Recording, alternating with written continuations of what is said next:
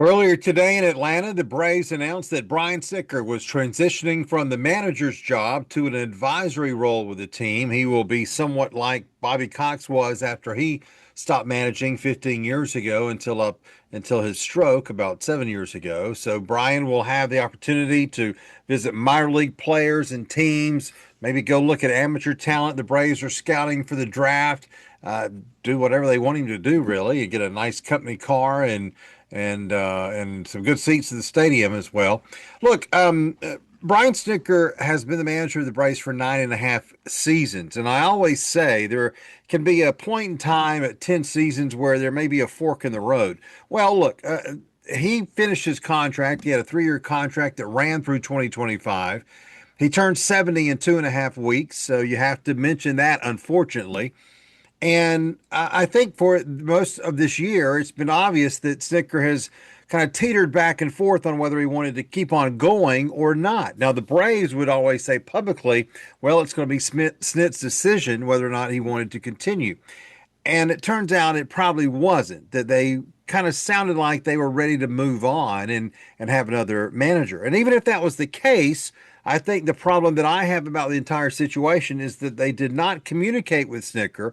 They admitted that they really didn't talk about it until this week after the season was over. They didn't communicate with him to make sure that this is what he wanted to do. And if he did want to retire, the ability to honor him at Truist Park. This guy's been in this organization for 49 seasons. He first put on a Braves uniform in 1977. He's been the manager for 10 years, really. And if you count his minor league wins and his major league wins, it's 2,158. So I think a little communication would have helped matters a little bit to at least ensure that this is what Brian Snitker wanted to do. Plus, this season has been over for a while.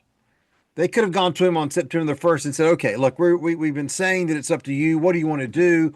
And if he did, in fact, say at that point in time, I'm ready to retire or step away from managing, they could have set up to where this past weekend against Pittsburgh, the last weekend of the regular season, was all for him. The Brian Snitker weekend at Truist Park to honor the fact that this man helped this team to 6 straight division titles, another wild card berth last year in a season they had no business getting the playoffs, and 4 years ago they won the World Series. But no ceremony, no goodbye, no video tribute. They did it for Charlie Morton, and Charlie deserved it. No question about it. Charlie Morton, though, had 47 wins for the Atlanta Braves, and while some of those wins led to a World Series title in 2021, Brian Snitker, between his time in the minor leagues and the major leagues, won 2,158 games. And he helped the team win a World Series. And you can't take a weekend and celebrate him? The Braves made a mistake. But now look, Snit's going to be fine. He's going to enjoy time with his grandkids next year. He's going to go to minor league games and do whatever he wants to do.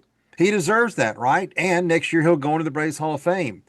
But before he walked out of that stadium this past Sunday, for the final time in 2025, it probably would have been nice for him to know that that was the last time he would put a uniform on.